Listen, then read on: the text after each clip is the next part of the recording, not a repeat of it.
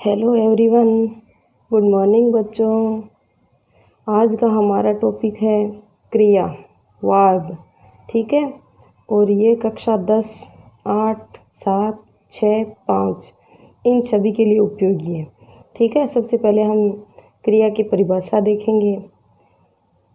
क्रिया की परिभाषा इस प्रकार है: जिस शब्द से किसी कार्य का करना या होने का बोध हो। जिस शब्द से किसी कार्य का करना या होने का बोध हो वह क्रिया कहलाता है, अथवा जिस शब्द से किसी कार्य का करना या होना पाया जाए उसे क्रिया कहते हैं। ठीक है, जैसे हंसना, खेलना, खाना, दौड़ना, सोना आदि, ये सभी क्रियाएं हैं। ठीक है, अब क्रिया का निर्माण किस प्रकार से होता है, क्रिया कैसे बनती है, ये देखते हैं। क्रिया का निर्माण धातु से होता है। ठीक है, क्रिया का निर्माण किससे होता है, धातु से, अर्थात क्रिया के मूल रूप को धातु कहते हैं। क्रिया का जो मूल रूप होता है, जिस शब्द से क्रिया बनती है उस शब्द को यानी मूल रूप को धातु कहते हैं। ठीक है, जैसे यहाँ खेलना में खेल हो गया, खाना में खा, खेल, हंस, सो आदि। ठीक है, इन धातुओं में हम जब ना प्रत्यय लगा देते हैं तो ये सामान्य क्रिया बन जाती है। ठीक है, क्रिया के अंदर हम कुछ ना कुछ प्रत्यय, उपसर्ग, परसर्ग आदि लगाते हैं तभी वह क्रिया बनती है। ठीक है, अन्यथा क्रिया का मूल रूप धातु कहलाता है। ठीक है, क्रिया के भेद हैं कर्म के आधार पर। कर्म के आधार पर क्रिया के दो भेद होते हैं। ठीक है, पहला है सकर्मक क्रिया और दूसरा है अकर्मक क्रिया। ठीक है, सबसे पहले हम सकर्मक क्रिया की डेफिनेशन याद करेंगे। ठीक है, जिन क्रियाओं के कार्य का फल कर्ता पर न पड़कर कर्म पर पड़ता है उसे सकर्मक क्रिया कहते हैं। सकर्मक क्रिया में कर्म अवश्य पाया जाता है। ठीक है, सकर्मक क्रिया में कर्म अवश्य होता है। इस क्रिया में कर्ता प्लस कर्म प्लस क्रिया तीनों पाए जाते हैं। जैसे राम पुस्तक पढ़ता है, सुरेश दूध पीता है। इन वाक्यों में देखो, राम करता है, पुस्तक कर्म है, पढ़ता है ये क्रिया है, तीनों आते हैं। सकर्मक क्रिया के अंतर्गत कर्ता, कर्म और क्रिया तीनों आते हैं। ठीक है, तो वह सकर्मक, जिस क्रिया में कर्म पाया जाता है वह सकर्मक क्रिया होती है। ठीक है, जिस क्रिया में क्रिया का फल या जिस वाक्य में क्रिया का फल सीधा कर्म पर पड़ता हो वह सकर्मक क्रिया कहलाती है। आगे हम सकर्मक क्रिया के भेद पढ़ते हैं। ठीक है, सकर्मक क्रिया के 3 भेद होते हैं। कितने भेद होते हैं, सकर्मक क्रिया के 3 भेद होते हैं। पहला है पूर्ण एककर्मक क्रियाएं, दूसरा है पूर्ण द्विकर्मक क्रियाएं, तीसरा है अपूर्ण सकर्मक क्रियाएं। ठीक है, पहली है पूर्ण एककर्मक क्रिया। पूर्ण एककर्मक क्रिया, जिन क्रियाओं के वाक्य में एक ही क्रम होता है उन्हें पूर्ण एककर्मक क्रिया कहते हैं। नाम के अनुसार देखो, पूर्ण अर्थात पूरी हो गई है वो, एककर्मक अर्थात एक क्रम वाली। ठीक है, जैसे मोहन ने खाना खाया, मोहन है वो एक ही कार्य कर लिया और पूरा भी कर लिया, तो इसमें पूर्ण एककर्मक क्रिया हो गई। सीता ने पुस्तक पढ़ी, सीता ने पुस्तक पढ़ी, तो सीता है वो कर्ता है, पुस्तक है वो कर्म है, पढ़ी है वो क्रिया है, तो इसमें एक ही कार्य हुआ है और पूरा भी हो गया है, तो इसमें पूर्ण एककर्मक क्रिया हो गई। आगे देखो, दूसरी है पूर्ण द्विकर्मक क्रियाएं। वाक्य में जिन क्रियाओं के 2 क्रम होते हैं वे द्विकर्मक क्रियाएं होती है। ठीक है, वाक्य में जिस क्रियाओं के 2 क्रम एक साथ पाए जाते हो वे क्रियाएं द्विकर्मक क्रियाएं कहलाती है। जैसे रमेश ने महेश को पुस्तक दी। ठीक है, रमेश ने महेश को पुस्तक दी, तो रमेश ने महेश को, ये महेश हो गया कर्म एक और एक दूसरा पुस्तक हो गया, तो ये 2 क्रम वाली क्रिया है, इसलिए ये पूर्ण द्विकर्मक क्रियाएं है। इसमें दी है वो पूरी भी, यानी इसमें क्रिया है, कार्य है वो पूरा भी हो गया है, तो इसमें पूर्ण द्विकर्मक क्रिया हो गई। ठीक है, तीसरी है अपूर्ण सकर्मक क्रिया। ये वे क्रियाएं होती हैं जिनमें कर्म होते हुए भी कर्म के किसी पूरक पूरक अर्थात पूरा करने वाला शब्द की आवश्यकता बनी रहती है। ये वे क्रियाएं होती हैं जिनमें कर्म होते हुए भी कर्म को किसी दूसरे शब्द की आवश्यकता पड़ती है।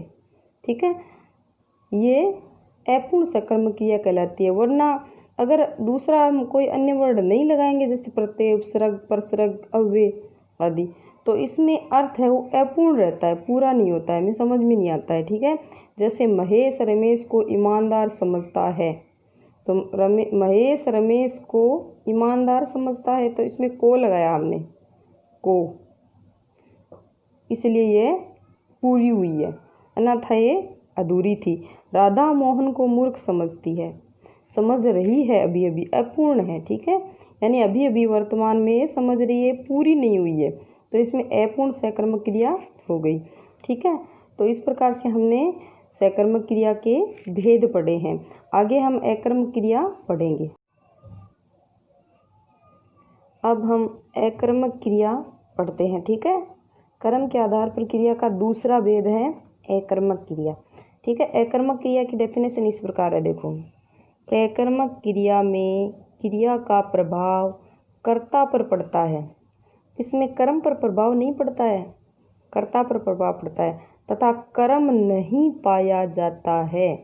इसमें कर्म होता ही नहीं है, केवल कर्ता और क्रिया दो ही होते हैं। ठीक है, हमें भ्रमित करने के लिए कोई अन्य वर्ड लगाया जा सकता है वाक्य में, लेकिन वो कर्म नहीं होता है। ठीक है, अकर्मक क्रिया में क्रिया का प्रभाव कर्ता पर पड़ता है तथा कर्म नहीं पाया जाता है, तथा इसमें केवल कार्य का होना ज्ञात होता है। जैसे रमा खाती है। ठीक है, रमा खाना नहीं आया, इसमें खाना वर्ड नहीं आया, खाना वर्ड आता तो सकर्मक क्रिया हो जाती। ठीक है, इसमें रमा खाती है, इसमें कर्ता और क्रिया दो ही है।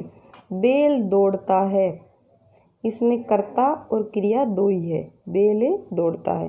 राधा नाचती है, इसमें भी कर्ता और कर्म है, कर्ता और क्रिया दो ही है, कर्म नहीं है। ठीक है, तो इस प्रकार के वाक्य हैं वो अकर्मक क्रिया के अंतर्गत आते हैं। ठीक है, ये अकर्मक क्रिया की डेफिनेशन थी। इस प्रकार अकर्मक क्रिया के कुछ अन्य एग्जाम्पल भी हैं जिनके अंतर्गत स्टूडेंट को भ्रमित करने के लिए अन्य वर्ड जोड़ दिया जाता है, लेकिन वो होती है अकर्मक क्रिया ही है। ठीक है, कर्म नहीं होता है, कोई एक्स्ट्रा वर्ड लगा दिए जाते हैं वाक्य में, जैसे पेड़ से पत्ता गिरा या पेड़ से पत्ता गिरता है, तो इसमें पेड़ से पत्ता गिरता है, ये अकर्मक क्रिया है। ठीक है, इसमें कर्म नहीं है, केवल पेड़ से पत्ता गिर रहा है। पेड़ पर मोर बैठा है, तो हमें ये पेड़ से, पेड़ पर ये एक्स्ट्रा वर्ड है। ठीक है, इसमें ये नहीं लगाते तो भी ये वाक्य पूरे थे। जैसे देखो, पत्ता गिरता है, वर्ड पूरा है, मोर बैठा है, वर्ड पूरा है, तो पेड़ से, पेड़ पर ये है, ये एक्स्ट्रा वर्ड है। इससे विद्यार्थी है, स्टूडेंट है, वो भ्रमित हो जाता है और इसमें वो सकर्मक क्रिया कर देता है। इस प्रकार से ये भी अकर्मक क्रिया के एग्जाम्पल है। आगे हैं, पक्षी आकाश में उड़ते हैं। ठीक है, पक्षी आकाश में उड़ते हैं, तो ये भी अकर्मक क्रिया का ही भेद है। ठीक है, पक्षी उड़ते हैं, पक्षी आकाश में उड़ते हैं। ठीक है, तो ये भी अकर्मक क्रिया का एक एग्जाम्पल है। इस प्रकार के वाक्य हमारे एग्जाम में पूछे जाते हैं। ठीक है, अब अकर्मक क्रिया के भेद हम देखते हैं। अकर्मक क्रिया के भी दो भेद होते हैं। ठीक है, पूर्ण अकर्मक क्रिया, जो क्रिया पूरी हो चुकी है, अपूर्ण अकर्मक क्रिया, जो अभी क्रिया पूरी नहीं हुई है। ठीक है, पूर्ण अकर्मक क्रिया, जो क्रिया बिना कर्म के पूर्ण अर्थ प्रकट करती है, केवल कर्ता की स्थिति का ज्ञान होता है, उसे पूर्ण अकर्मक क्रिया कहते हैं। देखो, इस क्रिया के अंतर्गत बिना कर्म के ही क्रिया है, वो पूरा अर्थ प्रकट करती है, पूरा अर्थ बता देती है हमें, केवल कर्ता की स्थिति का ज्ञान होता है हमें। ठीक है, जैसे बच्चा रो रहा है, वह हंस रहा है, रमेश खा रहा है, इसमें केवल कर्ता की दशा का बोध हुआ है। ठीक है, ये हमें केवल कर्ता के बारे में बताने के लिए ऐसे वाक्य बोले जाते हैं। जैसे वह क्या कर रहा है, वह हंस रहा है, ठीक है। तो इसमें कर्ता का कोई एक्स्ट्रा कार्य नहीं बताया जा रहा है, ठीक है। तो अब अगला पूर्ण अकर्मक क्रिया। अकर्मक क्रिया का दूसरा भेद कौन सा है? अपूर्ण अकर्मक क्रिया, ठीक है। जिन क्रियाओं की पूर्णता के लिए कर्ता से संबंध रखने वाले किसी शब्द की आवश्यकता पड़ती है, ठीक है। जिन क्रियाओं की पूर्णता के लिए, जो क्रिया पूरी करने के लिए कर्ता से संबंध रखने वाले किसी शब्द की हमें अन्य शब्द की आवश्यकता पड़ती है, उन्हें अपूर्ण अकर्मक क्रिया कहते हैं। जैसे रमेश बहुत तेज निकला, ठीक है। तो इसमें रमेश तेज निकला, ये भी तो वाक्य पूरा है, लेकिन हमने क्रिया की पूर्णता के लिए बहुत शब्द लगाया, यानी क्रिया विशेषण लगाया है। जिन क्रियाओं के साथ क्रिया विशेषण पाया जाता है वह क्रिया अपूर्ण अकर्मक क्रिया कहलाती है, ठीक है। जिन क्रियाओं के साथ क्रिया विशेषण पाया जाता है वह क्रियाएं अपूर्ण अकर्मक क्रिया कहलाती है। जैसे राधा बहुत हंसती है, इसमें बहुत वर्ड हमने लगाया है क्रिया को पूरा करने के लिए, तो यह अपूर्ण अकर्मक क्रिया है। वह इसी विद्यालय में पढ़ता है, वह इसी विद्यालय में पढ़ता है, तो विद्यालय के लिए हमने इसी शब्द लगाया है, ठीक है। तो ये है अपूर्ण अकर्मक क्रिया हो गई। तो ये अपूर्ण अकर्मक क्रिया हमने समझी, यानी अकर्मक क्रिया के भेद भी हमने कंप्लीट कर लिए हैं, ठीक है। तो कर्म के आधार पर हमारी जो क्रिया है वो पूरी हो चुकी है।